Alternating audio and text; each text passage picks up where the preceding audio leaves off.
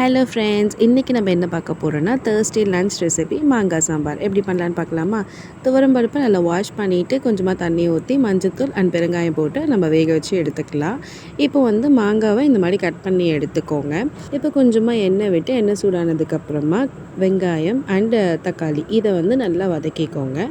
இது கூடவே நம்ம சாம்பார் மிளகாய் தூள் ஆட் பண்ணிக்க போகிறோம். ஸோ இது நாங்கள் வீட்டிலே அரைச்சதுனால எங்களுக்கு காரத்துக்கு ஏற்ப நான் சேர்த்துக்கிட்டேன். தேவையான அளவுக்கு உப்பு அண்ட் கருவேப்பிலை. அது கூடவே நம்ம சாம்பார் எந்த அளவுக்கு தண்ணியாக வேணுமோ திக்காக வேணுமோ எவ்வளோ வேணுமோ அந்த அளவுக்கு தண்ணி விட்டு நம்ம மிக்ஸ் பண்ணி விட்டுடலாம். இப்போ ஒரு 2-3 மினிட்ஸ் இது நல்லா கொதிக்கிட்டோம். அதுக்குள்ளே நம்ம புளி தண்ணி ரெடி பண்ணிக்கலாம். சுடு தண்ணி ஊற்றி வச்சிங்கன்னா சீக்கிரமாக புளி தண்ணி ரெடி ஆகிடும்.